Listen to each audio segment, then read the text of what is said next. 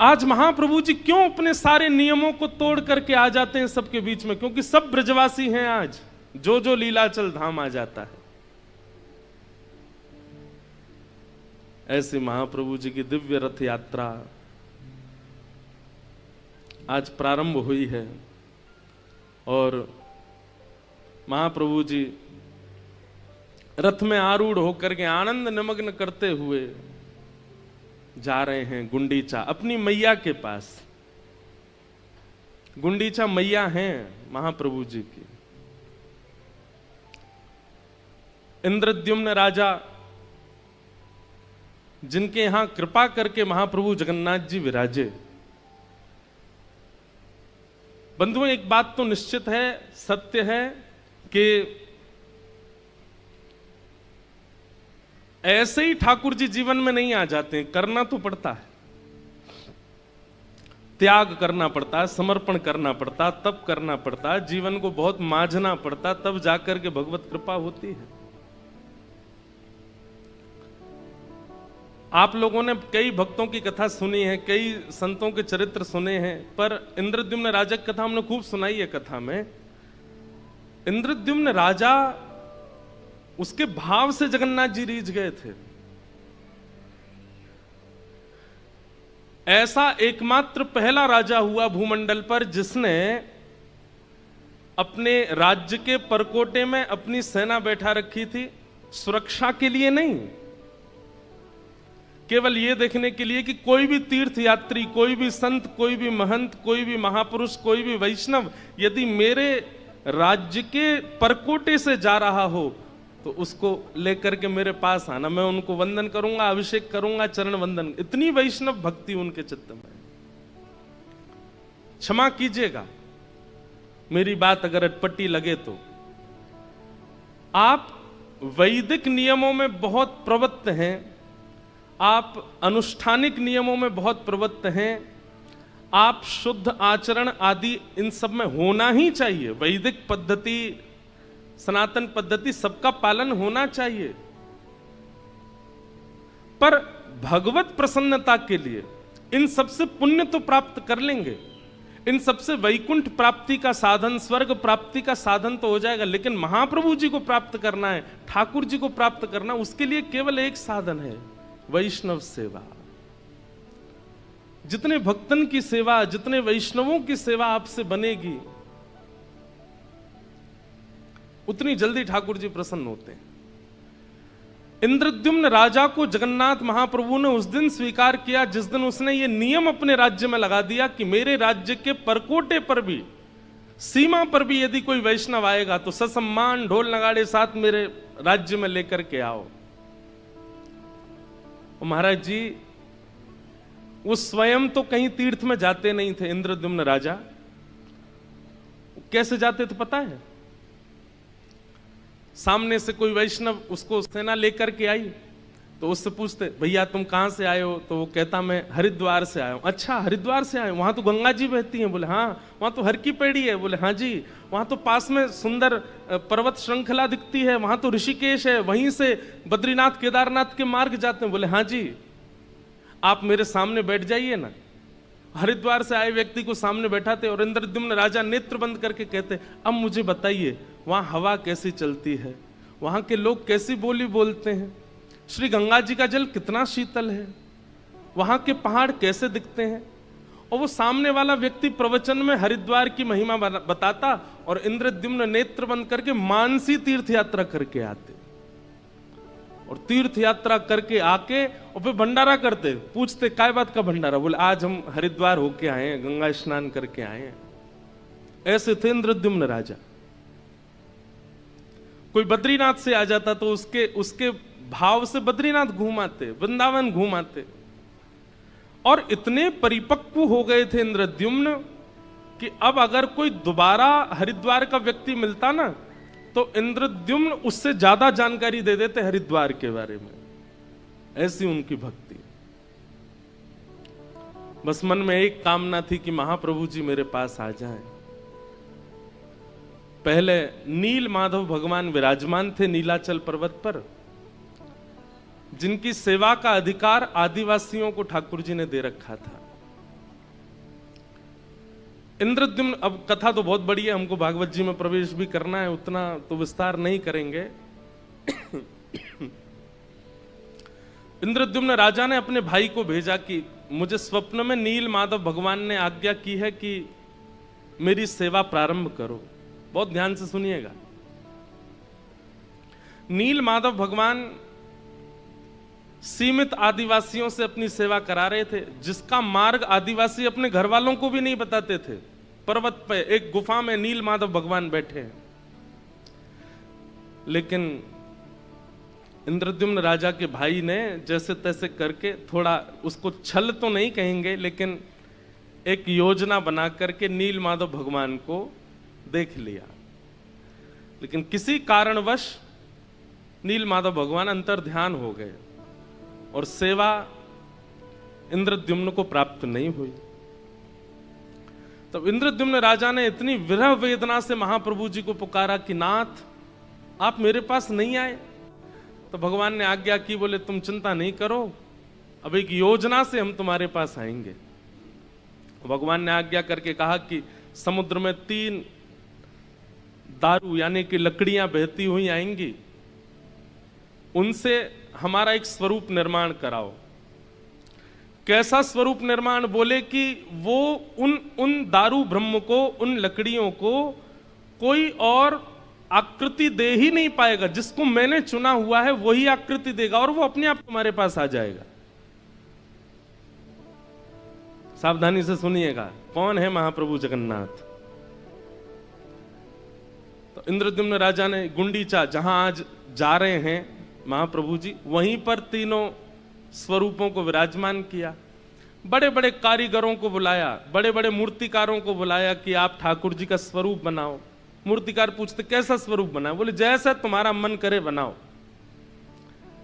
तो कहते हैं मूर्तिकार जब अपने यंत्रों को लेकर के जाते और मूर्ति बनाने की जब चेष्टा करते, तो ऐसी खन्न आवाज आती मानो जैसे ये लकड़ी नहीं, ये लोहा है। छेनी हथौड़ा टूट के गिर जाते, लेकिन किसी से भी स्वरूप निर्माण हुआ नहीं। तब विश्व के सबसे बड़े मूर्तिकार, कलाकार विश्वकर्मा, वे एक वृद्ध मूर्तिकार का रूप धारण करके आए और आकर के इंद्रद्युम्न राजा से कहा, भगवान मुझे एक बार अवसर दीजिए। तो इंद्रद्युम्न हंसने लगा। इतने बड़े बड़े कलाकार बंगाल के, उड़ीसा के, आदि आदि क्षेत्रों के सब हाथ खड़े कर गए। आप तो वयोवृद्ध हैं, आप तो शमशान में लकड़ियां बाट देख रही हैं, आप कहां जाओगे? बोले नहीं, आप एक बार मुझे अवसर दीजिए। गुंडीचा महारानी बोली, जब इतनों को अवसर दिया तो इनको भी दीजिए। राजा बोले ठीक है, आप जाइए, बनाओ, ठाकुर जी का स्वरूप बनाओ। जैसे ही आज्ञा प्रदान की तो विश्वकर्मा ही थे, उन्होंने कहा मेरा एक, फिर मेरी बात माननी पड़ेगी। बोले क्या? बोले आप मूर्तिकार के सिर पर खड़े होके बैठते हो, देखते रहते हो कैसा बनाओगे, क्या करोगे, ये सब नहीं, मुझे एकांत दीजिए। और 21 दिनों तक आप भीतर नहीं आएंगे, मैं अकेले बैठ करके ठाकुर जी का स्वरूप बनाऊंगा। इतना उत्सुक है इंद्रद्युम्न राजा, वो कैसे छोड़ दे ठाकुर जी को अकेला। उसने कहा कि ये तो नहीं होगा, मुझे कैसे पता चले क्या चल रहा है क्या नहीं। बोले तुमको पता भी नहीं करना है भाई, मातृ गर्भ में बालक 9 महीना रहता है। अब पिता की पहले दिन ही इच्छा हो जाए मुझे तो देखना है कैसा, कैसे दिख जाएगा भाई, वो तो 9 महीना में निर्माण होगा, तभी तो उसका दर्शन होगा, वो बालक है कैसा। प्रतीक्षा तो करनी पड़ेगी। और बाकी भीतर से कुछ ना कुछ आवाज तुमको आती रहेगी छेनी हथौड़ा की, उससे समझ जाना ठाकुर जी निर्माण हो रहा है। इंद्रद्युम्न राजा रोज सुबह उठ जाता और बाहर कान लगा करके बैठा रहता, और जैसे जैसे अंदर से आवाज आती खुश होता, मेरे ठाकुर जी का निर्माण हो रहा। पहले ही व्यवस्था कर दी, बाहर सजाने लग रहा नगरियों को, बड़े बड़े ब्राह्मण बुलाए, बड़े बड़े संत बुला लिए। बोले क्या बात है? बोले उत्सव होगा ठाकुर जी। कब होगा? बोले बस जैसे ही बन जाएंगे ठाकुर जी फिर उत्सव होगा। और एक दिन हुआ, अंदर से कोई आवाज नहीं आई, घबरा गया इंद्रद्युम्न। दौड़ करके खोल दिया द्वार को, तभी देखता है कि सारे जो यंत्र थे बनाने की मूर्ति वो सब नीचे पड़े हैं, और वो वृद्ध वहां है ही नहीं, दिख ही नहीं रहा है, दूर सब जगह देख लिया। और तभी सामने नजर उठा करके देखा तो जन्म वेदी, गुंडीचा में जन्म वेदी, मतलब जहां ठाकुर जी जगन्नाथ जी पहली बार प्रकट हुए, जहां आज जा रहे हैं ठाकुर जी, उसके ऊपर जैसे ही देखा तो महाप्रभु जगन्नाथ, बीच में सुभद्रा जी और इधर श्री बलराम जी महाराज। आपने तो ताली बजाई पर इंद्रद्युम्न तो रोने लगा। ये कैसे परमात्मा, इनके तो हाथ ही नहीं बनाए, इनका मुख ही नहीं बनाया। मैंने कैसे त्रिभंगी ठाकुर जी देखे, मैंने कैसे पौढ़ानाथ देखे, मैंने कैसे खीर चोरा गोपीनाथ देखे, ये कैसे ठाकुर जी का निर्माण।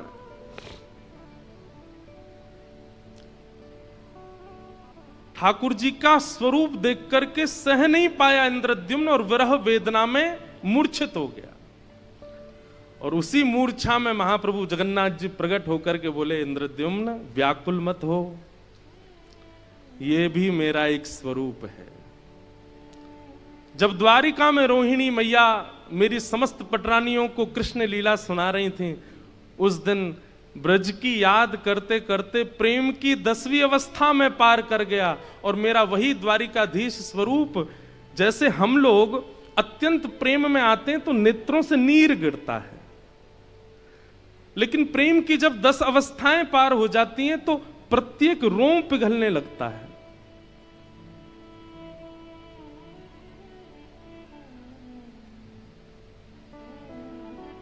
प्रेम की 10 अवस्था होती हैं। हमने एक बार जगन्नाथ रस कथा करी थी तो उसमें ये सब भाव बताए थे। आज मैं सोच रहा था इस सब पर थोड़ा थोड़ा प्रकाश डालेंगे। कौन कौन सी 10 अवस्थाएं होती हैं, बहुत ध्यान से सुनिएगा। प्रेम की पहली अवस्था, प्रतिकूलता भी अच्छी लगती है। किसी को पहली बार जब प्रेम होता है, और मेरी हाथ जोड़ के प्रार्थना, जितने भी युवा बैठे हैं, आजकल के छोरा छोरी वाले प्रेम में मत जाना, उसमें इन सब बातों को मत घटाना, ये ठाकुर जी के संबंध की बातें हैं। हाँ? प्रेम की पहली अवस्था क्या है? प्रतिकूलता भी प्रिय लगती है।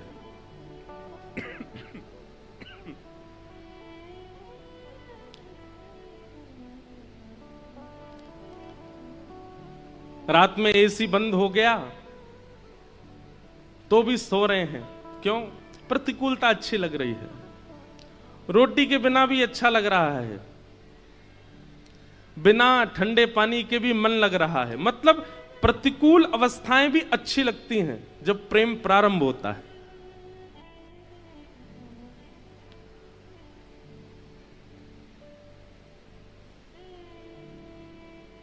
किसी का नया नया ब्याह होता है, उसको सब अच्छा ही अच्छा लगता है। फिर क्यों? प्रेम का प्रारंभ है। और कुछ समय बाद फिर नानी याद आती है। आपको ज्यादा अनुभव है, हमको तो है नहीं है। तो प्रेम का प्रारंभ जब होता है तो प्रतिकूलता अच्छी लगती है। ये प्रेम की पहली अवस्था। प्रेम की दूसरी अवस्था क्या है? प्रेम की दूसरी अवस्था में परीक्षाएं प्रारंभ होती हैं। कैसी परीक्षा? ये मुझसे प्रेम करते हैं कि नहीं, इनकी परीक्षा लेकर के देखो। ऐसे ठाकुर जी परीक्षा लेते हैं, ये इतना राधे राधे करता है, इतना राधा रमण बोलता, नहीं किसी परीक्षा लेकर के तो देखो। केवल अनुकूलता में ही मेरा नाम जपता है कि परीक्षाओं में भी मेरी स्मृति बनेगी? तो प्रेम की दूसरी अवस्था क्या होती है? परीक्षा प्रारंभ होती है। धीरे धीरे परीक्षा लेना शुरू। जिनमें परीक्षा ना हो वो प्रेम नहीं है, परीक्षा होती है। प्रेम की दूसरी अवस्था क्या है? मान, रूठना, मनाना, मुंह फुला लेना, थोड़ा समझाना। ठाकुर जी मान करते हैं। जिसने प्रेम लक्षणा भक्ति से ठाकुर जी की सेवा करी होगी, उससे ठाकुर जी रूठते भी हैं, उसे ठाकुर जी मनाते भी हैं। आहा। तो प्रेम की तीसरी अवस्था क्या है? रूठना और मनाना। प्रेम की चौथी अवस्था क्या है? विश्वास। 3 अवस्थाएं पार करने के बाद फिर आपका विश्वास दृढ़ होने लग जाता और आप प्रेमी को स्वीकार कर लेते हो। अब स्वीकारीकरण आ गया है। अब ना संदेह है, ना संशय है, ना कुछ और भाव है, स्वीकारीकरण। प्रेम की 5वीं अवस्था क्या है? प्रेम पुष्ट हो जाता है। संयोग वियोग ये 2 स्थितियां प्रकट हो जाती हैं फिर 5वीं अवस्था में। प्रेम की 6वीं अवस्था प्रारंभ होती है तो 6वीं अवस्था में विरह प्रारंभ होता है, फिर विरह होता है। 7वीं अवस्था में व्याकुलता। विरह और व्याकुलता में अंतर क्या है? विरह का मतलब होता है किसी की याद करना और व्याकुलता का मतलब होता है किसी की याद में रह ही ना पाना, तड़फन होना, विचलन होना।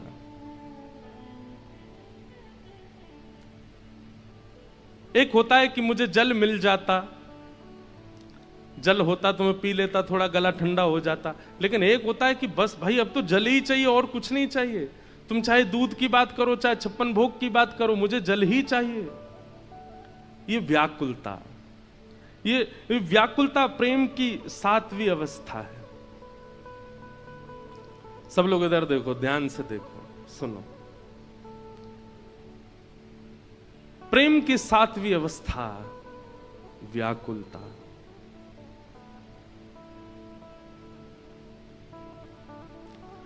प्रेम की 8वीं अवस्था क्या है? सब में प्रेमी का दर्शन होना। किसी ना किसी भाव में अपने प्रेमी को ही देखना। जित देखूं उतित श्याममयी है। अरे जैसे मीराबाई किसी श्याम वर्ण को देखती थी तो उसके पास चली जाती और देखती रहती। और श्याम वर्ण का व्यक्ति कहता, बोले भाई हमको तो दुनिया नहीं देखती, तुम हमको क्यों देख रहे हो? बोले हम तुमको नहीं देख रहे हैं, हम ये देख रहे हैं कि ठाकुर जी तुम्हारे जैसे सांवरे होंगे। किसी बालक की नटखट अवस्था को देखती मीराबाई तो उसको देख के रोने लग जाती। क्यों? बोले कन्हैया ऐसे ही नाटक करते होंगे, ऐसे ही यशोदा मैया को परेशान करते होंगे।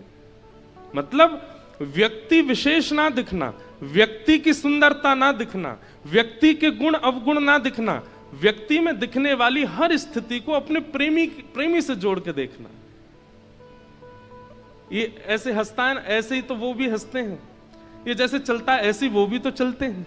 ये जैसे बोलता है ऐसे वो भी तो बोलते हैं। ये प्रेम की 8वीं अवस्था। और प्रेम की 9वीं अवस्था क्या है?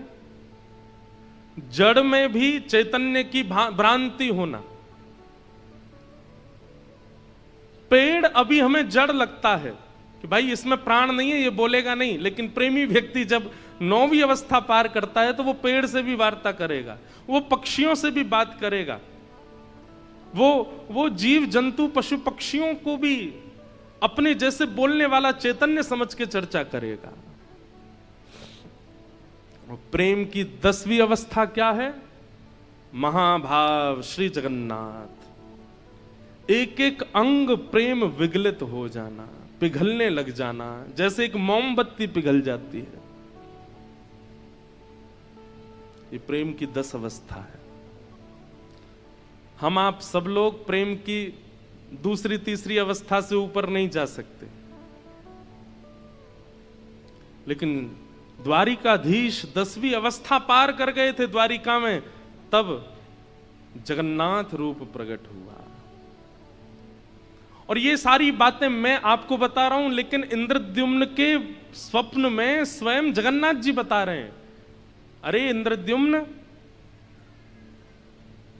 ये स्वरूप को देख करके तुम व्याकुल मत हो, ये मेरा प्रेम विगलित स्वरूप है। ब्रजवासियों की याद में, श्री किशोरी जी की याद में, ब्रज की याद में जो मेरा स्वरूप प्रेम विगलित हुआ, वही जगन्नाथ बन के तुम्हारे पास आया है। अरे तुम सबसे बड़े भाग्यशाली हो, बहुत ध्यान से सुनिएगा हमारी बात। त्रिभंग लली राधा रमण वृंदावन में है, पर त्रिभंग लली स्वरूप ठाकुर जी का गोलोक धाम में भी है। धनुषधारी ठाकुर जी अयोध्या में है, पर धनुषधारी ठाकुर जी साकेत में भी हैं।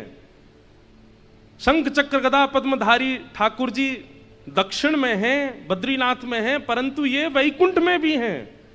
लेकिन महाप्रभु जगन्नाथ तो केवल और केवल और केवल इस धरा धरती पर है और कहीं नहीं है।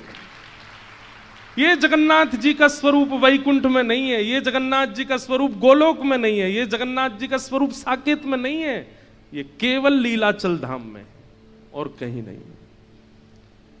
इसलिए लीलाचल धाम की इतनी महिमा है, क्योंकि देवताओं के पास भी त्रिभंग लली स्वरूप तो है, धनुषधारी स्वरूप तो है, शेषशाही स्वरूप तो है, चतुर्भुज स्वरूप तो है, पर जगन्नाथ ये तो केवल हमारे भारत में है, ये वैकुंठ में भी नहीं है।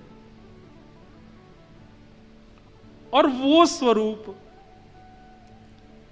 रथ यात्रा करते हैं, रथ पर आकर के निकलते हैं सभा के बीच से।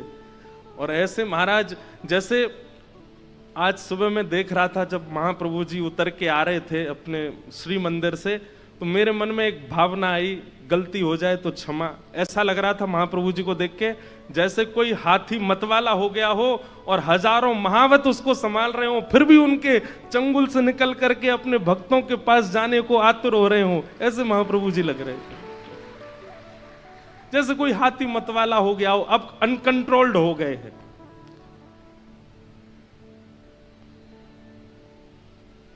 जब वो सिंह द्वार पर कैमरा वाले जो लगाए हुए थे, तो महाप्रभु जी जब सिडनी, अब जो लोग जगन्नाथपुरी नहीं गए उनको तो यहीं से प्रणाम है। जगन्नाथपुरी गए कितने लोग हैं, हाथ ऊपर करो।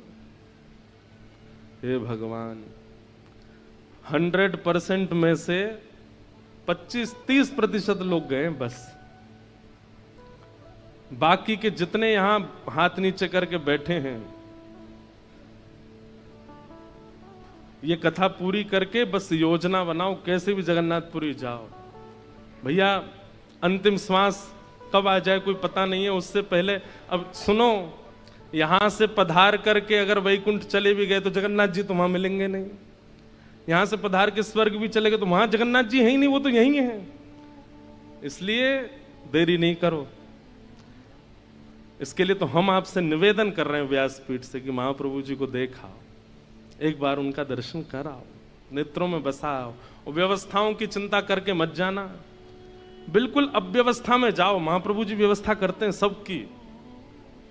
जो व्यवस्था करके जाते हैं ना, उनकी व्यवस्था उनके हाथ में होती है, और जो बिना व्यवस्था के जाते हैं, हम आपको सच बता रहे हैं, महाप्रभु जी व्यवस्था करते हैं उनकी।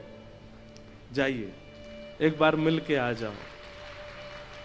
साक्षात श्री कृष्ण यदि धराधाम पर कहीं हैं तो वो लीलाचल धाम में है, वो जगन्नाथ महाप्रभु।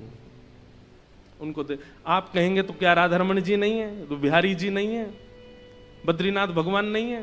ये भी हैं, पर इनमें श्री कृष्ण का अनुभव करने के लिए आपको बहुत पवित्र होना पड़ेगा, साधन से, नाम से, गुरु कृपा से, स्वाध्याय से, जप से, तप से। तब जाकर के इन क्षेत्रों में आप कृष्ण को अनुभव कर पाओगे। लेकिन आप जैसे हो वैसे चले जाओ, लीलाचल में जो जगन्नाथ हैं वो आपको कृष्ण ही दिखेंगे, वो वैसे ही है। उनके लिए कोई साधन करने, वो कलिकाल के ठाकुर हैं। कलयुग में जो सबसे ज्यादा सारे उसने दुर्गुण अपना रखे हो, वो भी आ जाओ, महाप्रभु जी उसको भी गले लगाते हैं। आप जैसे समय मिले, जितने लोगों ने हाथ नहीं खड़े किए सब जाना। हम तो यहां से कथा पूरी करते ही जा रहे हैं जगन्नाथपुरी। 2-3 दिन मिल रहे हैं हमको, बीच में सीधे जाएंगे ठाकुर जी की पहुंडी यात्रा और गुंडीचा मंदिर में ठाकुर जी का दर्शन करके फिर आएंगे वृंदावन गुरु पूर्णिमा उत्सव। तो भगवान ने इंद्रद्युम्न को आज्ञा की, बोले अरे पगले, तू पागल, तू क्या मूर्छित होके गिर गया? ये स्वरूप केवल तेरे पास है, ये वैकुंठ में भी नहीं है। तब इंद्रद्युम्न को होश आया और महाप्रभु जी के रूप को जब उसने देखा। बंधुओं एक बात बोलूं, आज रथ यात्रा है, लिख लीजिएगा, रथ यात्रा का एक नाम और है, इतना प्यारा नाम है, नहीं सुना होगा किसी ने। क्या नाम है पता है? नैन उत्सव। क्या नाम है? नैन उत्सव। आपको पूरी रथ यात्रा में केवल 2 नैन ही दिखेंगे और कुछ नहीं दिखेगा, इसलिए इस उत्सव का नाम ही है नैन उत्सव। महाप्रभु जी के आपको किलोमीटरों दूर से भी रथ को देखेंगे और रथ के भीतर जब झांक के देखेंगे तो पंडा पुजारियों के मुंड दिख रहे होंगे, किसी के शरीर दिख रहे होंगे, पर आपको महाप्रभु जी दिखें चाहे नहीं दे, नैन जरूर दिख जाएंगे। इसलिए इस उत्सव का नाम है नैन उत्सव। आपके और उनके नैन ही मिलेंगे, इसलिए इसका नाम ये नैन उत्सव है। स्नान पूर्णिमा का दिन था जिस दिन महाप्रभु जी का रूप प्रकट हुआ। कलशों से स्नान कराया गया। ठाकुर जी बीमार पड़ गए, स्नान करते ही ठाकुर जी बीमार हो गए। फिर उसके बाद कुछ दिन तक ठाकुर जी चिकित्सा लेते हैं और फिर आज द्वितीया के दिन महाप्रभु जी रथ में विराजमान होके गुंडीचा जाते हैं। अब इसके पीछे लीला क्या है?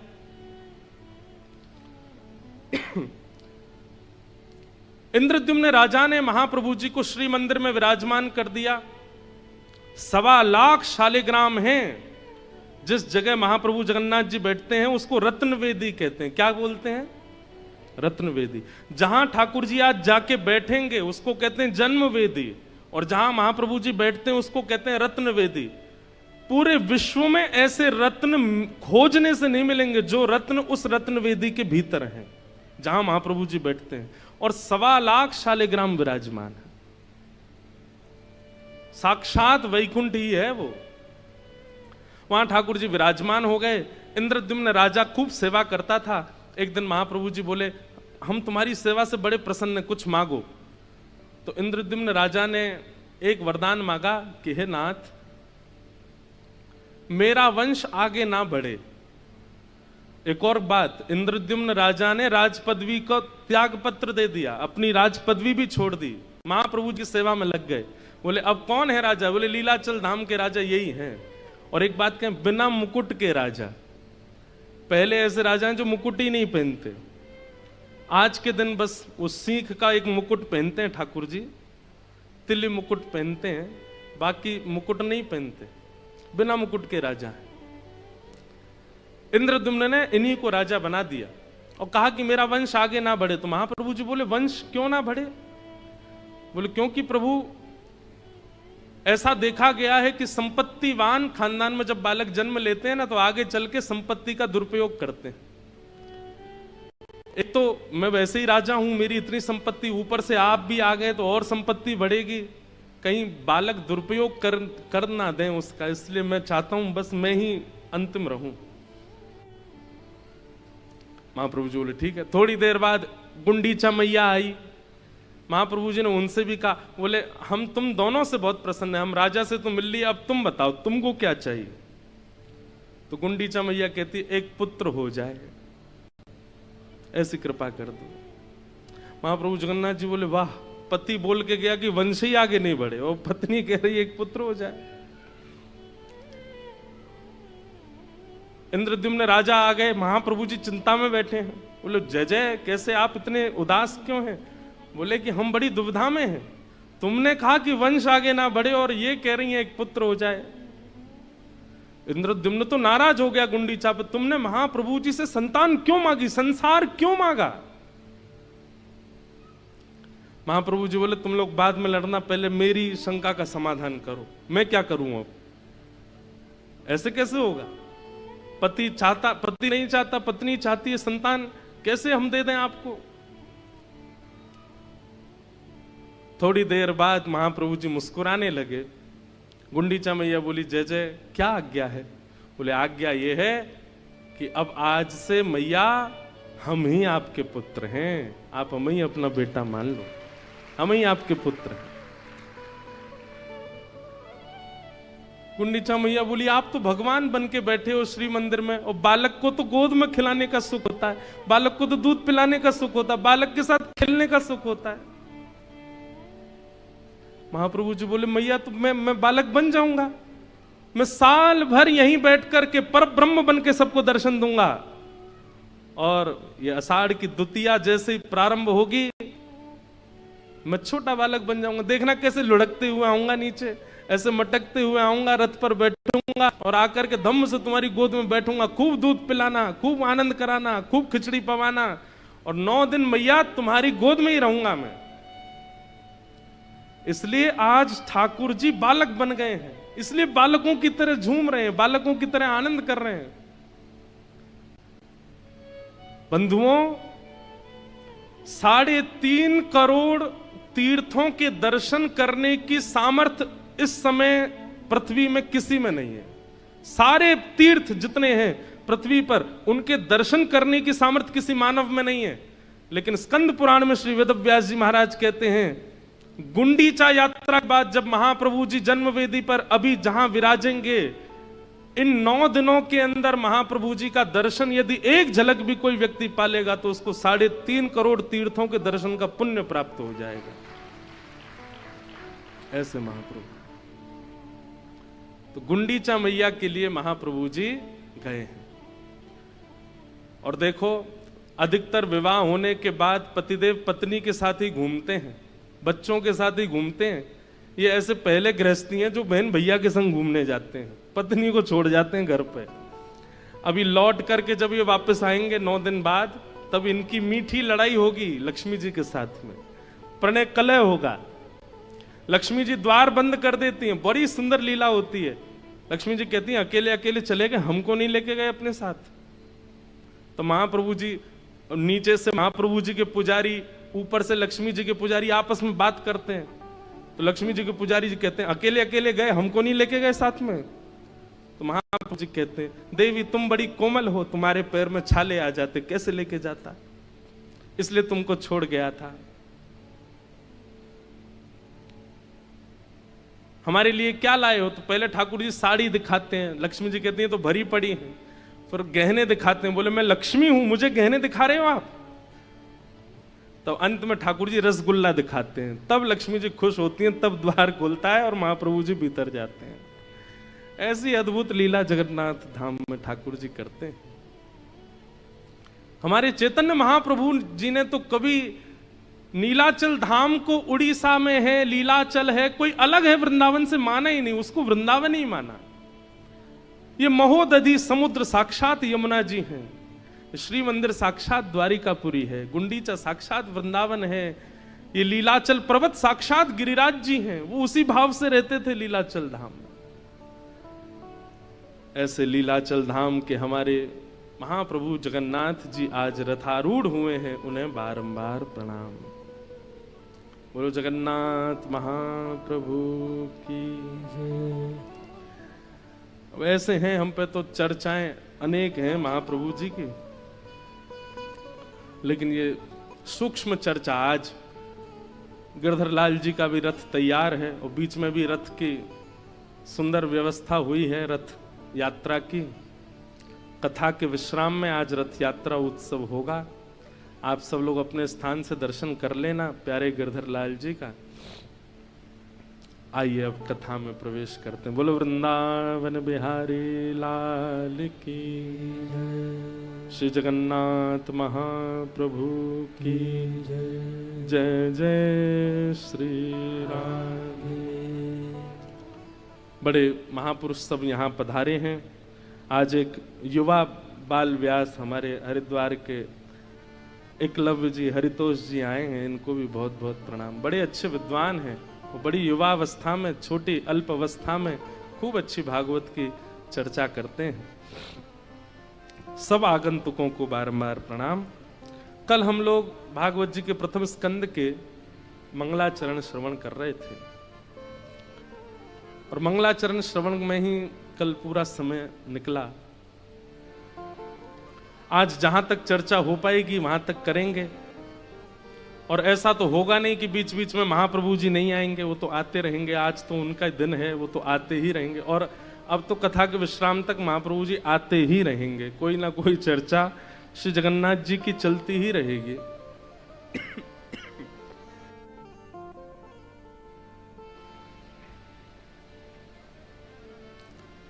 नैमिषारण्य क्षेत्र में 88,000 सौनकादि ऋषि बैठे हैं। और सूत जी महाराज से मानव कल्याण के लिए प्रश्न करते हैं। सूत जी सौनकादि ऋषियों के भाव सुनकर के, प्रश्न सुनकर के अब यहां से कहना प्रारंभ करते हैं। सर्वप्रथम तो अपने गुरुदेव श्री शुकाचार्य जी को वंदन करते हैं। यम प्रव्रजन्तमनुपेत अपेत कृत्यम द्वैपायनो विरह कातर्याजुहाव पुत्रेति तन्मयतया तरवोभिनेदो स्तम सर्वभूत हृदयम मुनिमानतोस्मि।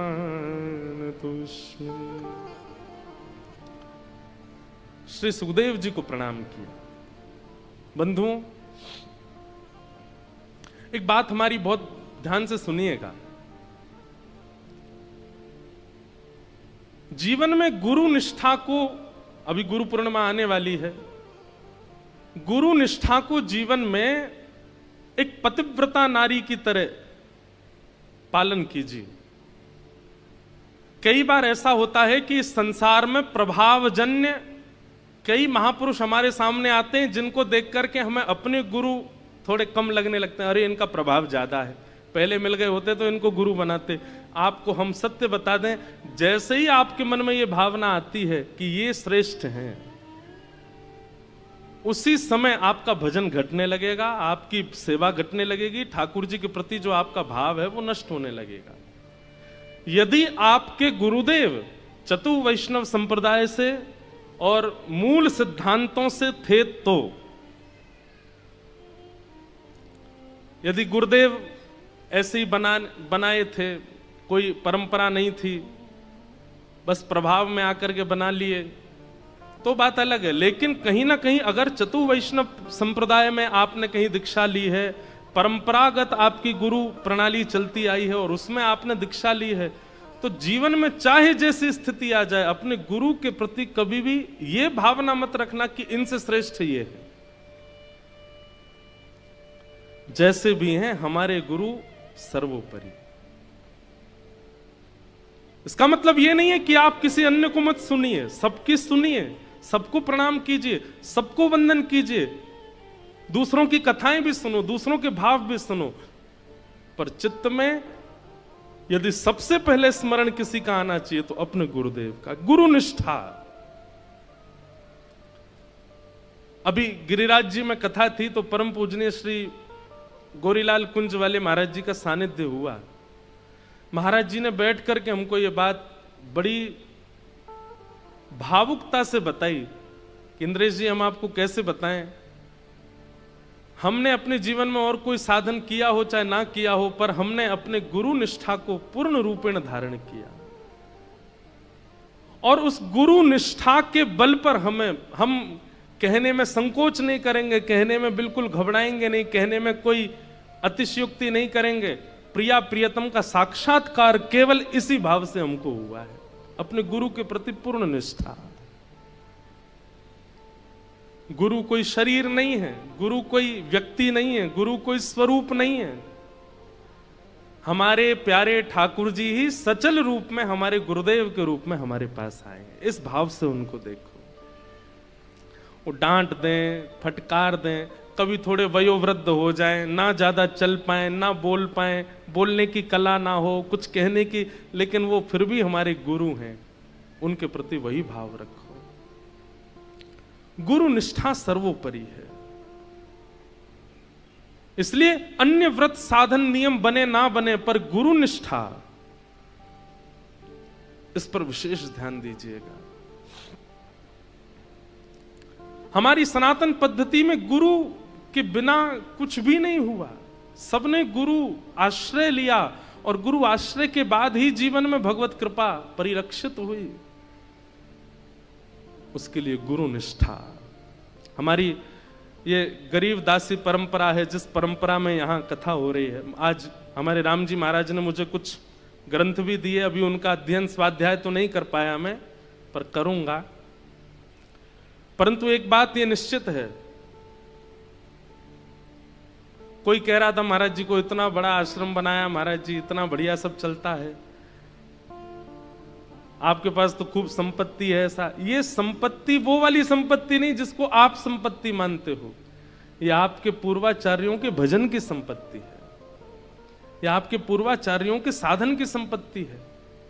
हम यहां बैठे, हमारे पास क्या है? हमारे गुरुदेव बैठे हैं सामने, इनकी संपत्ति, इन्होंने परिश्रम किया, इन्होंने तप किया, इन्होंने भजन किया, उसका फल हम पा रहे हैं प्रेम से बैठ के। यहां से जो बोलते हैं वो भगवत वाणी हो जाता है। गुरु कृपा सर्वोपरि है, और मेरे से बड़ा प्रमाण नहीं मिलेगा आपको। हम अपने गुरुदेव के सामने बैठ करके बोल रहे हैं तो कोई बहुत बड़ी बात बोल रहे हैं ऐसा नहीं समझिएगा।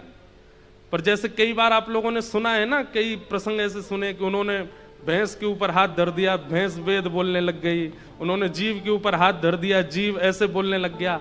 हमारी स्थिति ऐसी ही जानिएगा। हमारे पूज्य गुरुदेव भगवान ने हमारे सिर पे हाथ धर दिया, हम बोलने लग गए, सामर्थ्य नहीं।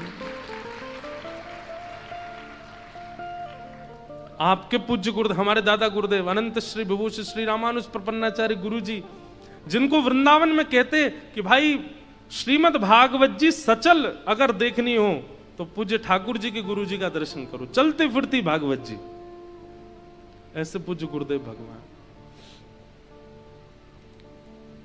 ये परंपरा से प्राप्त है। और एक बात कहें, गंगा जी इस बात का प्रमाण है। दिलीप के तप करने से गंगा जी नहीं आई। उनके वंश में कितने लोगों ने आकर के गंगा जी की तपस्या की, लेकिन गंगा जी का प्रादुर्भाव तभी हुआ जब 3-4 पीढ़ियां तप करके चली गईं। भगीरथ आए और भगीरथ ने तप किया, मां गंगा पृथ्वी पर आ गई और नाम भागीरथी पड़ गया। लेकिन वास्तविकता तो यहां भागवत जी में बताई गई है कि तप केवल भगीरथ ने नहीं किया, उनकी 4 पीढ़ियां निकल गई हैं गंगा जी को बुलाने में। यहां भी परंपरा, गुरु परंपरा। हम और आप सब तो केवल एक वक्ता को बोलते हुए देख रहे हैं, लेकिन उसके पीछे कितने गुरुओं का आश्रय है, कितने गुरुओं का तप है। केवल एक काम कीजिए, अपने गुरु के प्रति पूर्ण निष्ठा रखो, पूर्ण भाव रखो। वो जैसे भी हैं उनके प्रति यही रखो कि यही हमारे चलते फिरते जगन्नाथ जी। आज जो जगन्नाथपुरी नहीं गए होंगे, यदि अपने गुरुदेव के समीप बैठे हो तो अपने गुरुदेव के युगल चरणों में ही पुष्प अर्पित करना और उन्हीं को जगन्नाथ जी मान करके उन्हीं की आरती कर लेना। आप ही हमारे जगन्नाथ जी हो, आप ही हमारे वंदनीय हो। गुरु निष्ठा। श्री सूत जी महाराज ने अपने गुरुदेव का स्मरण किया और तत्पश्चात अब यहां से सूत जी कहना प्रारंभ करते हैं। एक बहुत सुंदर बात यहां कहते हैं, सवै पुंसां परो धर्मो यतो भक्ते अदोक्षजे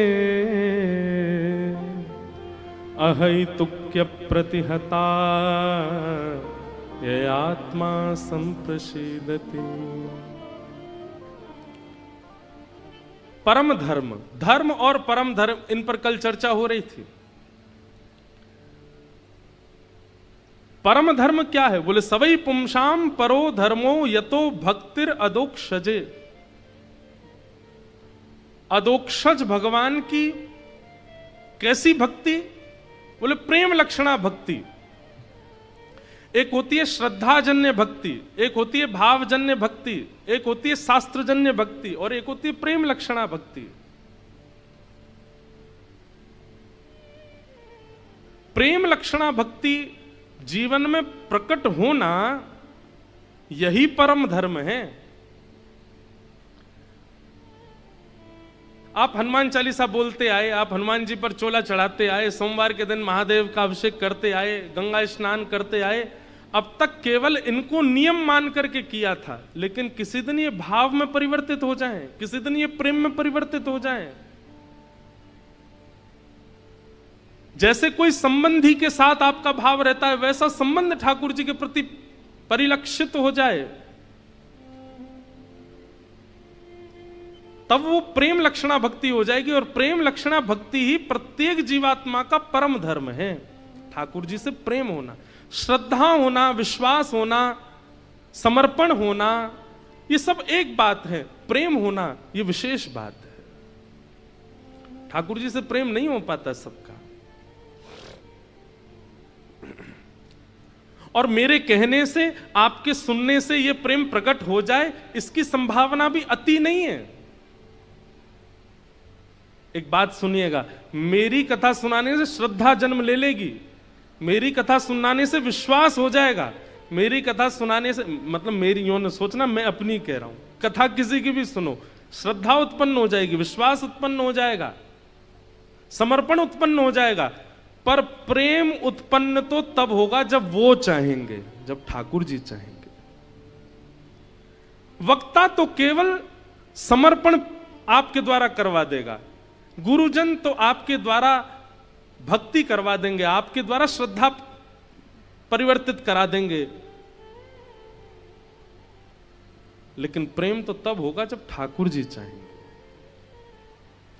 और वो चाह जाएं। इसी के लिए तो कथा सुनी जा रही है, इसी के लिए तो वक्ता के द्वारा, गुरु के द्वारा निर्माण किया जा रहा है। कथा पंडाल क्या है पता है? बहुत ध्यान से सुनना, एक भाव मन में आ रहा है। कथा पंडाल क्या है? श्रृंगार ग्रह। क्या है? श्रृंगार ग्रह। और यहां वक्ता अपने गुरु के द्वारा प्राप्त किए हुए ज्ञान से, भक्ति के और भाव रूपी इन श्रृंगार यत्नों से आपका श्रृंगार कर रहा है। श्रोता ये सारे श्रृंगार कराने बैठे, सबका श्रृंगार कर रहा है। यहां श्रृंगार कराने के बाद श्रृंगार किया क्यों जाता है? किसी को रिझाने के लिए।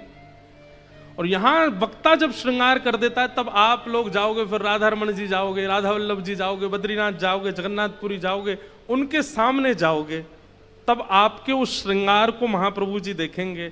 अगर उस श्रृंगार से वो रीझ गए तो आप में प्रेम उत्पन्न हो जाएगा। और यदि अभी भी श्रृंगार में कटौती रहेगी तो बार बार कथा और सुननी पड़ेगी। समझ में आई बात? जब तक संसारी भाव से नहीं समझाओ, नहीं समझ आती है। कोई लड़का वाले आ जाएं घर पे देखने लड़की को, तो लड़की उस दिन बढ़िया वाला श्रृंगार करने जाती है, उसको हम भा जाएं तो हमारा ब्याह होगा। बाकी के दिन चाहे जो भी पहले, उस दिन सबसे महंगा वाला कपड़ा पहनती है। उस दिन ऐसा मत सोचना मुझे अनुभव है, तो मैं ऐसे ही बता रहा हूं, तो देखी सुनी बात है। उस दिन सबसे बढ़िया वाला वस्त्र पहनेगी, श्रृंगार करेगी, और वो ऐसा अपने आप को निर्माण करती है कि जो मेरे होने वाले जो पति देव उनको मैं भा जाऊं, हमारी सासू माँ ससुर जी को मैं भा जाऊं, तो मुझे वो स्वीकार करें। लेकिन कई बार ऐसा होता है कि जो आए हैं देखने वाले, उनको शायद नहीं भाया, तो वो बाद में फिर मना कर देते हैं, अभी भाया नहीं। लेकिन एक बात और है, ऐसा नहीं है कि किसी को नहीं भाओगे, किसी को तो भा जाओगे, इसलिए घूमते रहो। राधा रमन जी को नहीं भाई तो राधा वल्लभ जी को भा जाओगे, राधा वल्लभ जी को नहीं भाई तो बिहारी जी को भा जाओगे, उनको नहीं भाई तो राधा मदन मोहन जी को भा जाओगे, जगन्नाथ जी, किसी को तो भाओगे। लेकिन भाना ना भाना ये उन पर निर्भर करता है। इसलिए यहां इतनी सचेत होकर के बैठिए कि वक्ता के द्वारा जो शब्द हमारा श्रृंगार करने आए हैं मन का, वो श्रृंगार से कहीं हम चूक ना जाएं। क्योंकि अगर वो श्रृंगार श्रेष्ठ हो गया तो ठाकुर जी को भा जाएंगे, ठाकुर जी को प्रिय लग जाएंगे। और जिस दिन ठाकुर जी को प्रिय लग गए तो यह परम धर्म प्रकट हो जाएगा। क्या? यतो भक्तिर अदोक्षजे, अदोक्षज भगवान की प्रेम लक्षणा भक्ति प्रकट हो जाएगी। मीराबाई प्रेम लक्षणा भक्ति के अधिकारिणी हैं। सूरदास, कुंभनदास, रैदास, कृष्णदास, हमारे माधव दास जगन्नाथ महाप्रभु के परम भक्त, बलराम दास जगन्नाथ जी के भक्त, जगन्नाथ भगवान के भी पंच सखा हैं, उनमें एक माधव दास, एक बलराम दास, एक रघुनाथ दास, ऐसे 5 सखा हैं। ये सब प्रेम से भजने वाले हैं, जिनको ठाकुर जी ने स्वीकार कर लिया, उनकी प्रेम लक्षणा भक्ति पर स्वीकार कर लिया। तो यहां पर सूत जी कहते हैं कि भैया कथा सुनने के पीछे एक ही उद्देश्य रखो कि हमारे चित्त में प्रेम लक्षणा भक्ति प्रकट हो। और प्रेम लक्षणा भक्ति प्रकट होगी तो स्वर क्या निकलेगा मुख से? मेरो मन वृंदावन में अटका, मेरो मन वृंदावन में अटका, मेरो मन हरि चरणन में अटको, मेरो मन हरि चरणन में अटको। ओ बन के जोगन डोलत ब्रज में, बन के जोगन डोलत ब्रज में, बन के जोगन डोलत ब्रज में, बन के जोगन डोलत ब्रज में, पीवत यमुना जल को मेरो मन वृंदावन में अटको, मेरो मन वृंदावन में अटको, मेरो मन हरि चरणन में अटको, मेरो मन हरि चरणन में अटको। मेरो मुझ में कुछ ना मोहन, मेरो मुझ में कुछ ना मोहन, तेरे मेटी तेरो कण कण, तेरे मेटी तेरो कण कण, वृंदावन की कुंज गलिन में, वृंदावन की कुंज गलिन में, वृंदावन की कुंज गलिन में, वृंदावन की कुंज गलिन में, मिल जाओ